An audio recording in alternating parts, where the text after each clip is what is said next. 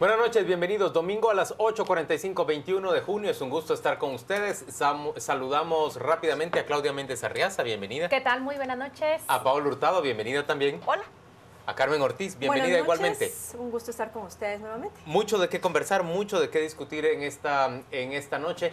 Le vamos a dedicar casi un programa entero al tema electoral y vamos a arrancar presentándole a usted el asunto de estos candidatos que se encuentran como náufragos a la deriva. Vea usted.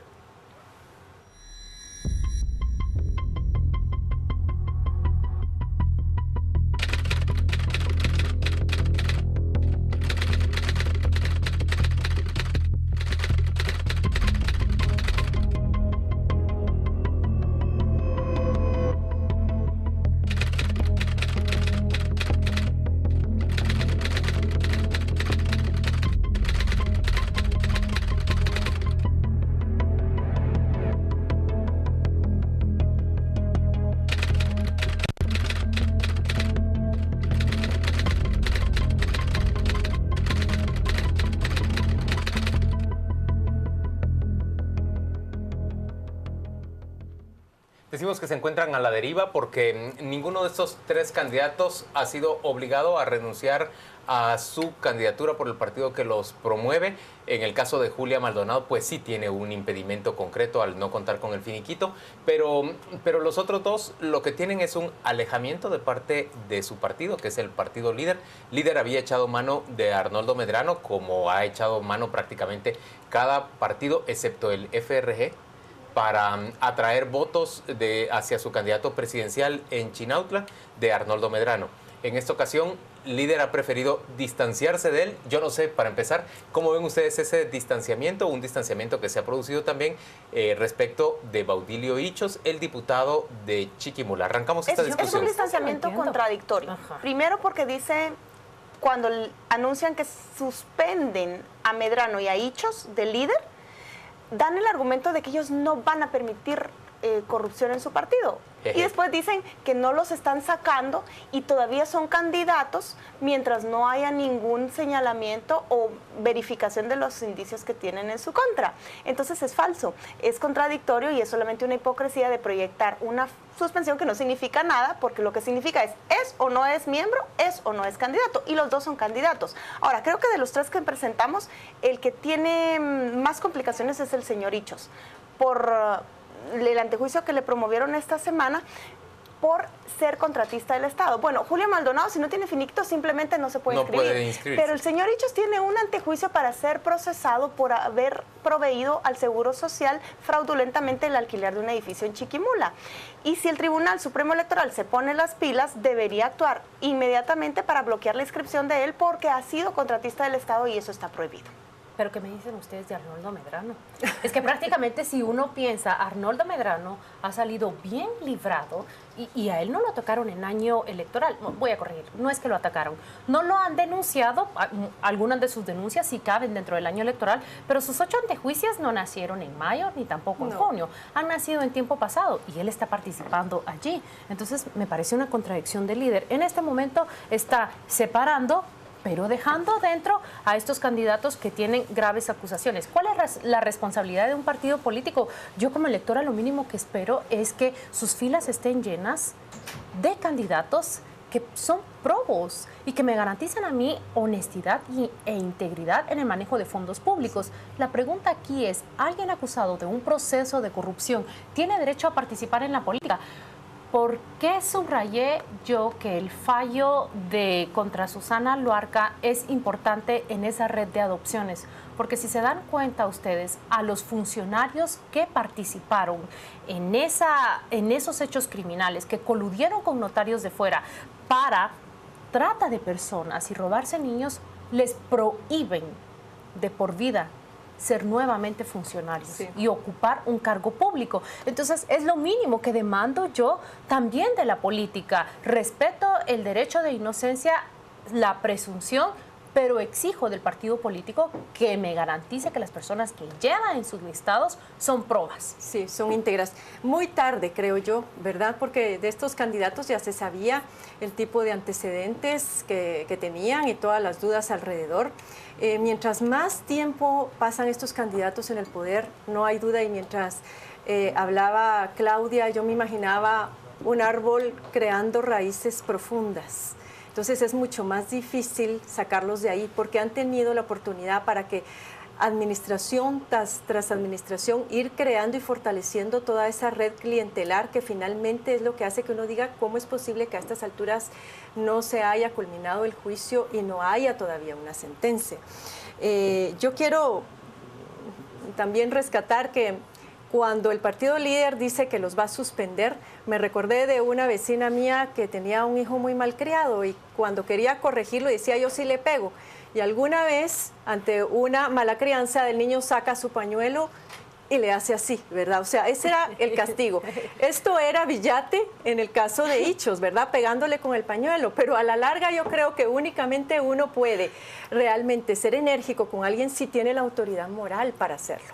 Y lo que a mí me da la impresión es que ninguno está seguro en su posición y como se dice en Chapín, en buen Chapín, aquí pareciera que todos tienen la cola machucada. Yo lo que veo es que esta protesta ciudadana en contra del régimen político corrupto, del sistema político corrupto, está empezando a tener resultados, como dice Carmen, enormemente tardíos y poco creíbles de parte del partido líder.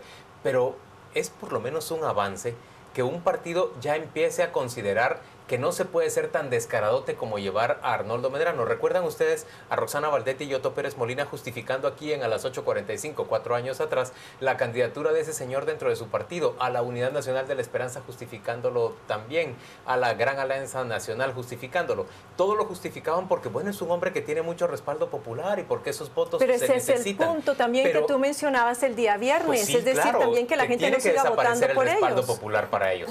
A mí lo que me parece es que por lo menos se está avanzando en un sentido de las formas. Resulta mal visto llevar a una persona corrupta, o por lo menos... Disuade un poco, dicen, los vamos a separar. Da pena, nos distanciamos un poquito de ellos. No nos convencen absolutamente de nada con esa separación a medias y con no rechazar su candidatura. Pero me parece a mí que por lo menos se empieza a notar un peso en términos de imagen pública. Hay una cuarta persona que habremos de presentarles en este momento, y esta es una mujer que es abogada, canta y es candidata a la alcaldía metropolitana. Es pintora, además. Y habla idiomas. Es una mujer muy versátil. Es políglota, sí, es políglota. Muy bien. Vea usted, este es el caso de doña Anabela de León.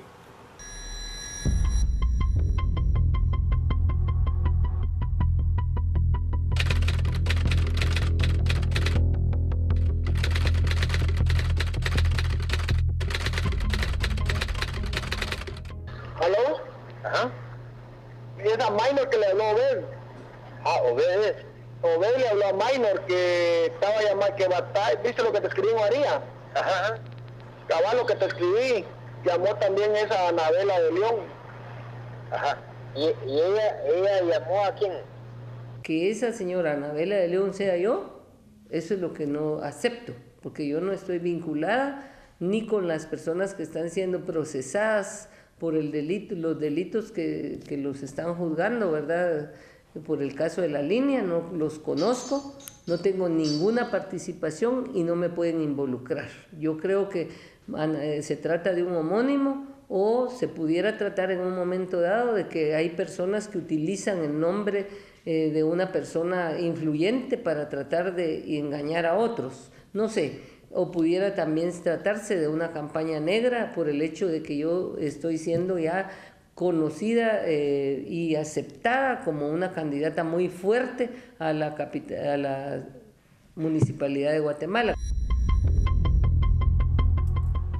Pobrecita la candidata, es una campaña negra, dice ella, y seguramente es un homónimo, es un molesto homónimo el que se está utilizando. Sí. ¿Qué piensan ustedes de este caso que al ser señalada Anabela de León bien podría impedirle correr incluso como candidata a la alcaldía metropolitana? ¿Qué piensan de esto? Y sí puede tener razón en lo que dice. Digamos que se pueden estar refiriendo a una tercera, cuarta persona que comparte su nombre y su apellido. Hasta este momento, porque las escuchas van a seguir saliendo. Digamos, pero es que Anabela de León no levanta suspicacias únicamente por este caso. Y hay uno en donde directamente sí le atañe a ella. El papel protector que jugó en el caso de Vernon González, un sujeto que fue capturado y se fue a la cárcel, posteriormente salió, pero bajo la sospecha de tramitar con sus influencias el encuentro de un diputado con una magistrada. ¿Recuerdan ustedes lo que ella hizo? Él gozó de su salario durante ese tiempo. Y en esas otorgado por su esposa, que era la jefa de recursos humanos, que se le pagó adelantado. Entonces, Anabela de León, está bien, vamos a decir, ok, que esto se compruebe, que siga su proceso, nos levanta la duda, la sospecha. ¿Qué tiene que ella contestar por esos casos anteriores en donde definitivamente no puede arguir, se están refiriendo a otra persona? ¿Cómo responde a que contrató a estas dos personas? ¿Recuerdan ustedes su voz en esas llamadas telefónicas? Señores, doña Anabela también es un impresentable, igual que doña Blanca Stalin, igual que un montón de gente que ahora está saliendo. Un tercer caso, el abogado Elías Corominal, que presentó un amparo en nombre del presidente de la República para la Corte de Constitucionalidad para evitar el antejuicio, es empleado del registro de la propiedad. La señora dice, yo soy una candidata fuerte. Lo que es una funcionaria que se hace la fuerte, utiliza su cargo para dar plazas, para utilizar el registro de la propiedad, para influir en la política, para influir en la justicia, para influir en el partido. Ella debería ser más cauta al decir, pues, es un homónimo, porque la investigación está en curso y esas mismas palabras que están grabadas en el video podrían ser usadas nuevamente para mostrar cómo tiene ya la desfachatez de negarlo. Yo creo que no solamente ella está muy preocupada, ahorita hay muchas personas que están como loros en comal caliente, ustedes con esto de las como que le faltan una patita y levantan la otra patita. Sí, es que son muchos, porque los tiene a todos en ascuas, es decir, este siempre ha sido un país donde hay como ese delirio de persecución, todo el mundo cree que sus teléfonos están pinchados y demás, pero en esta ocasión, señores, sí tienen razón para estar preocupados, porque muy probablemente, es decir, no solamente hayan escuchas alrededor de este caso, sino que la señora ha despertado muchas dudas alrededor de su gestión, con lo cual, aunque esta vez lo niegue, puede ser que en un futuro podamos saber algo más. Esto apenas empieza, diría Quique Godoy, ¿verdad? Y por eso digo, yo no dudaría, pero es que es una mancha más para el tigre, por favor. Pero qué cínicos, pero qué cínicos y qué pasivos hemos sido en muchos sentidos al aceptar que cuando Anabela de León estuvo protegiendo a esta persona que estaba claramente vinculada con un intento por forzar o por orillar a una magistrada a cambio de su reelección. Acusado de un fraude millonario. Por favor, todo eso, y que ella le apoyara de esa manera. Es que nos hacemos de la vista gorda, como con Medrano, como con Baudilio Hichos. No nos están descubriendo el agua azucarada. Por eso digo... O de Julia Maldonado, por favor, señores. Y por eso te digo, está bien, puede que no sea ella, que nos responda cuál es su papel de protectora en el caso de ese abogado. A mí lo que me llamó la atención de estas declaraciones es que ella dice que esto puede suceder como ella está siendo una candidata tan fuerte y tan bien aceptada. Me da muchas dudas de dónde sacará doña Anabela la información en cuanto a su nivel de popularidad electoral. A lo mejor le están haciendo encuestas. Bueno, esta semana fue muy popular por esa entrevista que dio, donde la pusieron a hablar en inglés, en italiano, en alemán, y la señora en alemán solo sabe decir hola. Y confunde el alemán con el italiano y catastrófica. Si mientes en tu currículo, puedes mentir con cualquier cosa. Sí, y parece una anécdota. Pero ¿y cuántos mienten? Vamos a la pausa comercial y volvemos dentro de muy poco para seguir discutiendo en el marco de a las 8:45, domingo a las 8:45 de corte electoral. Ya venimos. En este segundo segmento desmenuzamos spots, anuncios de campaña de candidatos. Los dos que usted va a ver ahora tienen que ver con bisturíes, con hachas y con promesas. Carnicería en general. Con carnicería, con mucha carne, un poquito de sangre. Mire usted. La falta de seguridad, de empleo, de educación, de salud, de atención a las mujeres, a los niños, a los jóvenes, son los efectos de ese cáncer político contagioso. Hay servidores públicos honestos, pero no son suficientes. Así que, antes de que se infecten, ¿qué le parece si sanamos a Guatemala desde la raíz y sacamos del poder político a ese tumor canceroso? ¿Afilamos el bisturí? Algunos dicen que pueden parar la corrupción con un bisturí. ¿Un bisturí? ¡Qué ridículo! Un cortecito por aquí, una renuncia por allá. Las raíces de la corrupción son profundas. Se necesita un hacha de carnicero. No más jueces corruptos, no más diputados corruptos, No más corrupción. Tendrían que ver acá lo que simpático. sucede en el piso. Qué Acá los simpático. camarógrafos se están matando de la Miren, risa. por lo menos un anuncio que nos saque la risa a todos. Ay, no, yo eso sí le quiero agradecer, Sí, de sí, verdad, agradece, al señor. señor Gutiérrez. Él me cae a mí muy bien, pero le quiero agradecer verdaderamente que me haya alegrado tantísimo la semana con ese video. Me ha hecho pero reír. miren, yo puedo decir una cosa. El señor no deja de tener razón. Ya sé que me movió a mucha risa. Ese es su... Un poco violento también. Esa es su actitud de carnicero, pero la hachuela de carnicero, ¿vieron Ay, lo con qué? asusta. Ahora, Con miren, qué no precisión le la da maneja. rudeza, Pero- que sí. esté atacando a un ¿Qué? candidato que va Quinto lugar. quinto lugar y él está en el octavo. Pero va dirigida exactamente A al quien tipo de compite y elector que disputa su cree él, elector. que puede, él y su asesor de Acción, campaña, topa Dick Juan. Morris, que cree que Topa puede ayudarle a crecer precisamente, que es una clase media y clase media alta que está directamente involucrada y concernida por el tema de la corrupción. Y solo puedo decir una cosa. Recuerdan que en Destino 2016 entrevistamos a Suri Ríos y cuando se le preguntó a ella de qué manera había luchado como diputada en la época del FRG contra la corrupción, y ella empezó a hablar del caso de unas ambulancias de un hospital que no salían y que ella verificaba que sí salieran, cosa por el estilo, y la repregunta fue, ¿de ambulancias? Pero si aquí donde se roba por montones y en grandes cantidades es en la venta de medicamentos y de digamos... Contratos del Estado, construcción, equipamiento. infraestructura. Sí, pero equipamiento médico. O sea, ella me va a hablar en términos de salud. Yo creo que lo de la ambulancia y si sale a la hora o no sale a la hora es como ese bisturí que Pero nos miren, está presentando antes de que nuestra sigamos señora. comentando, yo les quiero mostrar estas dos conversaciones que tuvimos con dos expertos que analizan los dos spots. El primero que les vamos a mostrar es la opinión que nos da Alberto Aragón. Él es experto en temas electorales. Miremos qué nos comentó sobre estos dos anuncios. Ahí sale beneficiado el que menos conocimiento de marca tiene. Porque usted se enfrenta con una figura que tiene más conocimiento de marca que usted, entonces recibe un poco de ese conocimiento de marca, lo eleva a su nivel. El que se perjudica es el que menos conocimiento de marca tiene y menos reconocimiento. Entonces es un error, está bien retar al que está más arriba. Pero el que está más arriba es un reto, aceptar el reto o retar al de abajo es un error. Como es un error que un candidato presidenciable le responda un ataque a un vicepresidenciable de otro partido. Usted como vicepresidencial ataca al presidenciable de aquel, pero ese no lo puede responder. Hay que responderle es el vicepresidencial para que se mantenga al mismo nivel. La opinión de Alberto Aragón es un error atacar al que está más abajo. Hay que atacar al que está arriba, dice él. Miremos qué dice Silvio Gramajo. Él es experto en comunicación política.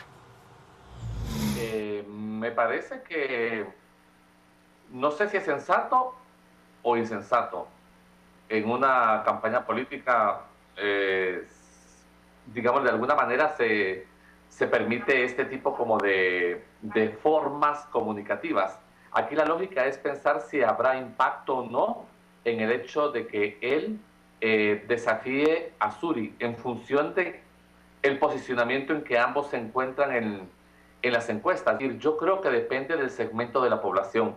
Hay probablemente un segmento de la población se sienta como, digamos, sorprendido por el tipo de campaña, o sea, salir el vestido de carnicero con un hacha muy grande, partir la costilla y con esos golpes, con ese sonido muy fuerte, puede hacer que a la gente algún tipo de población le impacte.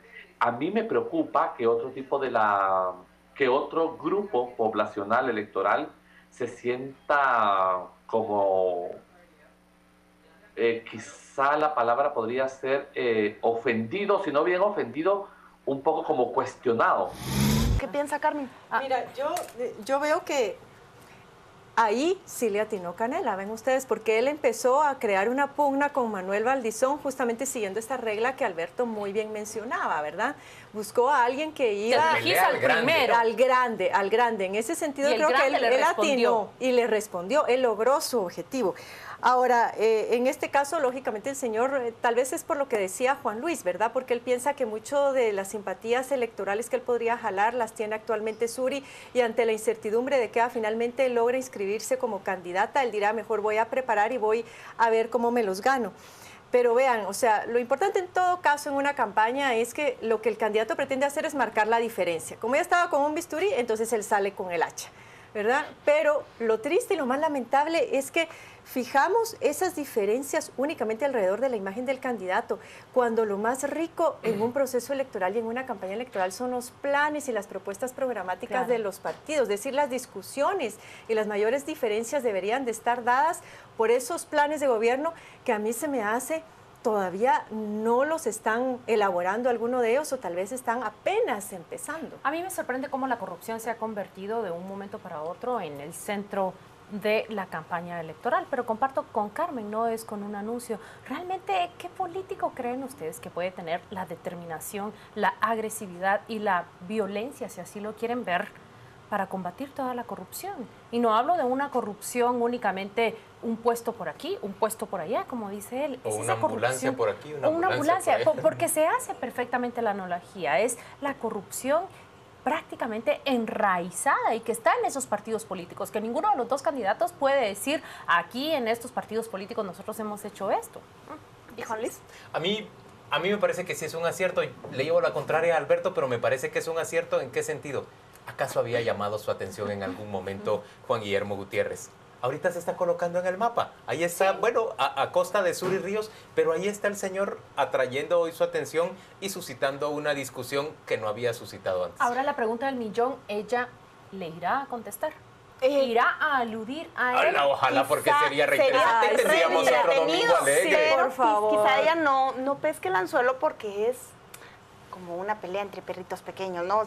O sea, una pelea de chihuahuas. De chihuahuitas. Pero bien saben que hay un elemento que menos de 5% de intención de voto. Que también tenemos que rescatar. Obviamente no tienen dinero para la campaña. Y eso también es positivo. Bueno, es decir, porque también una campaña muy bien estructurada, esos que se dejan traer grandes expertos un gran asesor, en mercadeo político y demás que cobran una millonada. Ay, porque mira, si de veras tiene asesor, en realidad no más es vale una estar... mala campaña, Carmen, y los spots de candidatos no son los planes, son los Pero spots mira, no se son trata para mostrar, no lo que van a hacer. No es solamente llamar la atención y darse a conocer, es que miren, yo creo que es una gran pérdida que la gente finalmente está en pantalla, el televidente lo ve por primera vez, lo conoce, pero en lugar de decirme simpatiza, se mate de la risa. Eso tampoco puede ser un efecto positivo, que él no sea capaz de provocar un pensamiento positivo, que dé la imagen de seriedad. ¿No será que pretendía viralizar su video entre una población que utiliza pero es que un presidente vestido ustedes, de carnicero... Yo creo que se están poniendo exquisitas. Pero está divertido. Se están poniendo exquisitas. Vamos a hablar en términos de exquisiteces. Miren, promesas y ofertas hay 1001 de las que podemos discutir. Vea usted este candidato a la alcaldía por el partido Todos, don Willy Rivera, el tipo de ofertas que está haciendo. Les está prometiendo que él va a pagar el servicio de la moto de los mensajeros o de las personas, de los usuarios de motocicletas aquí en el municipio de Guatemala. Qué montón de huevos, por cierto, en esa imagen. Pero de lo que está hablando don Willy Rivera como promesa, otra vez, motoristas, ya es tiempo. Willy Rivera es posible, servicio completo en los nuevos talleres municipales. Él está ofreciendo que va a montar una serie de talleres. Pero oiga, repararán tu moto y la MUNI te presta una moto. ¡A la puchica! Pero les voy a decir algo. ¿Cuántos motoristas hay? 800,000 motos tiene el Parque Vehicular Nacional. Y es el vehículo que en los últimos 4 años ha manifestado un crecimiento que duplica y quintuplica año con año. Digamos que solo hay 500,000, que de esas 800,000, solo hay 500,000 en el área del departamento de Guatemala y buscarían venir a hacerse su servicio. Y es el municipio. 200,000 aquí a la capital. ¿Cómo arman ustedes una serie de talleres municipales para ofrecerle servicio a 200,000 motos? ¿Y la moto prestada? Y la moto prestada. Y la moto prestada, pero es que de verdad habrá quien se crea eso. No, yo he visto ideas y ofertas descabelladas, pero déjenme contarle una de un compañero argentino justamente en uno de estos seminarios, porque esto también pasa en otros países de Latinoamérica. Y me decía, mira Carmen, el colmo en Argentina fue, en una elección, un candidato ofreció a las personas que si votaban por él les iba a dar un tenis antes de la elección. ellos tenían que demostrar que habían votado por él y hasta la salida les iba a dar el otro tenis. Exactamente. Un tenis, dos tenis. A ese nivel llegamos. Vamos a ir a la pausa comercial y volvemos dentro de muy poco en este domingo a las 8:45 que, mire pues, a pesar de ser del plano electoral, nos ha sacado risas. Nos estamos divirtiendo un poquito. Ya venimos. Cerramos una semana en la que las tres figuras de orden político más relevantes en este momento del país, el presidente Otto Pérez Molina, la candidata a la presidencia Sandra Torres y el candidato a la presidencia Manuel Valdizón, fueron objeto de procedimiento para levantarles el antejuicio a uno, a la otra y al otro, los tres. Pero el presidente Otto Pérez Molina es quien salió mejor librado al final de la semana, porque el día jueves se conoció una resolución de la Corte de Constitucionalidad que le otorgó un amparo provisional a la abogada Karen Fischer, por medio del cual ordena a la Corte Suprema de Justicia, bueno, deja en suspenso en realidad el traslado, el trámite que le ha dado la Corte Suprema de Justicia a la solicitud de antejuicio de parte del diputado Amílcar Pop contra el presidente Otto Pérez Molina. De manera que por este momento se encuentra en suspenso ese antejuicio en contra de Pérez Molina. Pero en cambio, Sandra Torres y Manuel Valdizón son objeto por parte del Ministerio Público también del inicio de un proceso de antejuicio. En su caso, ellos tienen derecho al antejuicio por ser ya candidatos inscritos a la presidencia de la República. La ley les ampara o les protege con ese antejuicio, pero se inicia el caso de cada uno de ellos por acusaciones de delitos electorales. En ambos casos, por promocionar mediante volantes la oferta de material de construcción a cambio del voto. Ese es considerado un delito electoral, se encuentra claramente tipificado y el Ministerio Público ha decidido iniciar proceso en contra de ambos. ¿Qué piensan ustedes? La semana de los antejuicios. Mira, del antejuicio que resolvió la Corte de Constitucionalidad es entendible, es decir, lo que ha habido ahora es una gran presión política, primero para que el presidente renunciara y ahora pues los ojos estaban puestos en la Corte porque lo que la gente en términos generales esperaba, quienes han pedido la renuncia, es que finalmente procediera el trabajo del Congreso de la República y el presidente fuera juzgado. Pero luego de que recibimos acá el día viernes al magistrado Molina Barreto, la verdad es que las fundamentaciones que él nos expresó acá, y cuando tú lees la resolución de la Corte de Constitucionalidad y sus razones, pareciera ser efectivamente que es una resolución bien fundamentada, y él argumentaba precisamente que también la petición de amparo iba muy bien fundamentada por parte de la abogada Karen Fischer. Indudablemente, si la Corte de Constitucionalidad ahí cometió un error, va a tener que enmendarlo, pero creo que sí hay momentos en los cuales hay que aprender como a marcar muy bien la línea entre lo que políticamente uno desearía y lo que finalmente debemos respetar en términos de la independencia del organismo de justicia. Quisiéramos pensar efectivamente que es una resolución independiente, completamente imparcial y fundada en derecho. No nos queda otra opción ahora que ver cómo resuelve esta Corte en mes o mes y medio y cuál va a ser el procedimiento que se va a seguir. Yo me quiero referir sobre los antejuicios para los dos candidatos punteros en las encuestas. Me parece que fue una falla del Ministerio de Público al verse tan desigual al presentar acusación contra Sandra Torres, cuando en el mismo municipio de Suchitepeques había habido propaganda de Manuel Valdizón y su candidato a alcalde en Mazate para obtener votos a cambio de materiales de construcción. El Ministerio Público tiene un argumento. La Inspectoría del Tribunal Supremo Electoral solo denunció a Sandra y por lo tanto ellos siguieron esa línea. Pero públicamente se conocía que los dos partidos, o al menos la población así lo vio, porque la UNE asegura que los vales con el logo de ellos eran falsos, parecían como que estaban tratando de comprar el voto. Creo que el MP se vio muy mal, se vio injusto, y en esto que resta de campaña, la Fiscalía de Asuntos Electorales deberá ser más actuadora de oficio, que esperar a que le lleguen las denuncias para buscar esa ecuanimidad para todas las candidaturas. Yo me voy a referir al antejuicio del presidente Otto Pérez Molina. Yo sí considero que el fallo de la Corte de Constitucionalidad es un fallo protector.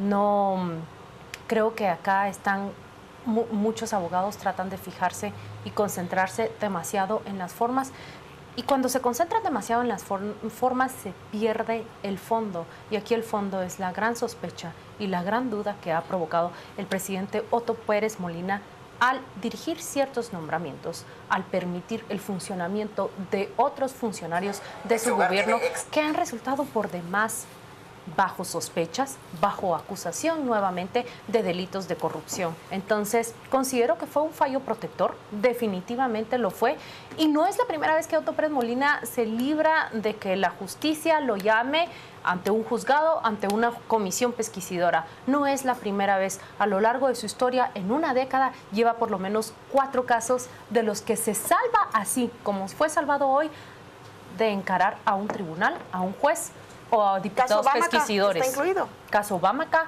caso MDF y también en el caso Gerardi, donde queda su nombre incluido en registro judicial, pero siempre hay fallos que han impedido que él siquiera personalmente responda a las preguntas que despiertan las sospechas o los señalamientos de terceros. Ahora, lo que hay que considerar también es que un proceso que empieza mal es muy difícil que termine bien. Y por eso es que los abogados insisten tanto en que desde el inicio de los procesos tienen que ir muy sólidos y muy bien fundamentados, porque si no, a mitad del camino se te pueden caer. Puede ser, o sea, no hay todavía una resolución definitiva. Como él mencionó, esto va a ser una suspensión temporal. Podría ser incluso que durante este tiempo sigan caminando las investigaciones en el Ministerio Público y en la CICIG, y que eso todavía dé la oportunidad de poder reforzar un posible proceso judicial en contra del presidente de la República. En ese caso, pero yo entiendo que también la Fiscalía contra la Corrupción bien podría empezar a articular un caso en contra del presidente por enriquecimiento ilícito, y que ese caso, bien procesado por la Corte Suprema de Justicia, es decir, no simplemente tramitado y trasladado al Congreso de la República, sino, digamos, evaluado y con una consideración, con premisas que consideren exactamente si tiene fundamento o no tiene fundamento las sospechas del enriquecimiento ilícito del presidente, perfectamente se le podría procesar. Lo que pasa es que hace falta verdadera voluntad política para procesar al presidente de la República. Pero también consideremos que, igual que el caso de la Fiscalía de Delitos Electorales, es decir, son 5 fiscales en la FESI. Pero esa es la FESI. La Fiscalía Anticorrupción es una fiscalía que tiene por lo menos... una fiscalía que tú inclusive cuestionabas el otro día de que pareciera que está hibernando. Y no hace bueno, o no hace mayor cosa. Yo no debo decir absolutamente nada, pero no hace mayor cosa. Al MP le falta más actuar de oficio. Vamos rápidamente con el siguiente tema, que se aleja de lo político, se aleja de lo electoral, pero en términos generales nos atañe a todos, y es un caso que...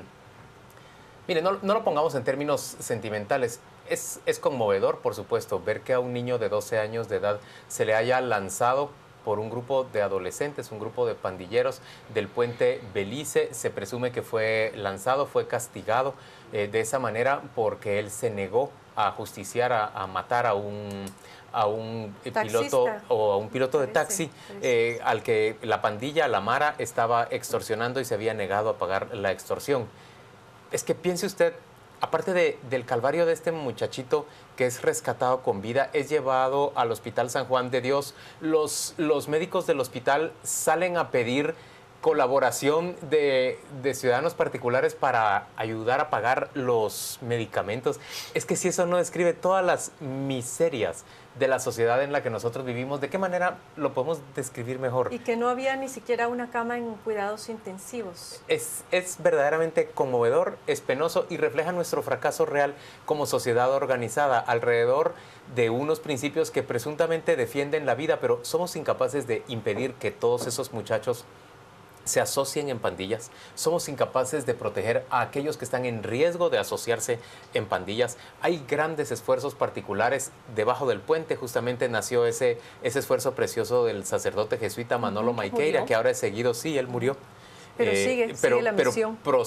Sigue la misión dirigida por el Padre Izquierdo ahora, pero el asunto es que hay esfuerzos particulares, pero no pareciera haber de nuestra máximo ente tampoco organizacional, que es el Estado, no pareciera haber un esfuerzo coherente y real para venir a librar a los muchachos, sobre todo en área metropolitana, aunque en muchas otras ciudades también, de este mal que significan las pandillas. Yo sé que Juan Luis dice, alejémonos de el sentimiento, y voy a tratar de plantearlo de una manera lo más racional posible, pero me parece que la condición de un niño que da su vida antes de salir a quitar la vida de otro, me hace pensar a mí en cuántos se han encontrado en esa situación, cuántos no han resistido y han cruzado la línea para disparar, cuántos han llegado por 100, 300 quetzales o por obligación a ejecutar el gatillo. Francamente, alguien lo escribió en una red social y las reacciones que desató fueron sorprendentes. Es un verdadero ángel y es un héroe y nuevamente su condición nos retrata como sociedad. Yo lo voy a ver con un poco de pesimismo, porque ciertamente la Asamblea de Médicos se organizó para buscarle el medicamento y que no tuviera la familia que ir a buscar dinero. Pero las tragedias se nos van olvidando y es la familia de este niño la que va a tener que pagar su recuperación, su rehabilitación. El niño tiene un trauma cráneoencefálico, tiene múltiples fracturas en su cuerpo y esa recuperación se nos va a olvidar. Y es la familia la que tiene que ver con esos gastos. Además, alguien que le ponen una pistola en la mano a los 12 años y le dicen, matás a ese piloto o elegís si te descuartizamos o te lanzamos de un puente y lo lanzan de un puente, necesita tratamiento psicológico y eso tampoco se lo va a dar el Estado. Esa salud mental no la va a recibir el niño, va a vivir el resto de su vida con esa imagen horrenda en su cabeza. Y ahí es donde creo que van a ser si se recupera, que esperemos que sí. Más espanta también es darnos cuenta de que, yo diría, la mayoría de nuestros jóvenes tienen que enfrentarse a esa situación porque nacen y crecen en ambientes violentos. Atrapados en esa y son realidad. Las únicas oportunidades que la vida les ofrece. Imagínense, o matas o te matamos. Hay a otros, por ejemplo, en donde las únicas opciones son, en el caso de las mujeres, es tener que, las madres de familia van y las ofrecen a los jefes de las clicas, porque es la única manera, no solamente de tener cierto prestigio y cierto respeto social, sino de salvaguardarlas de otros peligros.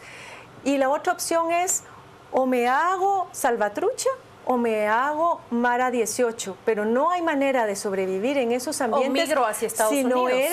O migro a Estados Unidos, si no eres miembro de una pandilla. Entonces el problema es muy complejo. Imagínate tú que si finalmente alguien, porque alguien me mencionaba esta mañana, y no, ese niño se le debería dar beca en alguna escuela, se le debería de ayudar con su proceso de recuperación, etcétera. Pero me pongo a pensar, bueno, que le consiguieras una beca en una escuela, si no lo sacas de ese lugar, no va a haber posibilidad de que el niño se desarrolle adecuadamente. Además, en esa misma situación, vuelvo a insistir, son miles y miles de nuestros niños y jóvenes. Ese tendría que ser el primer motivo de trabajo de nuestro Estado. Hemos llegado al final de esta emisión de domingo a las 8:45. Vamos a presentarle rápidamente la primera plana de la revista Contrapoder, que esta semana refleja el retrato de un candidato que francamente se ha llevado un loteriazo en medio de la crisis política que vive el país. Es Jimmy Morales, quien según la encuesta de Contrapoder Canal Antigua marcha en tercer lugar en intención de voto. Esa es la primera plana de la revista Contrapoder. Nos vamos a despedir ya en este momento y lo vamos a dejar en compañía de la viñeta de la semana. Ya sabe usted, Destino 2016. A continuación, Mario David García, el candidato del Partido Patriota, entrevistado hoy por un equipo de 6 expertos y periodistas.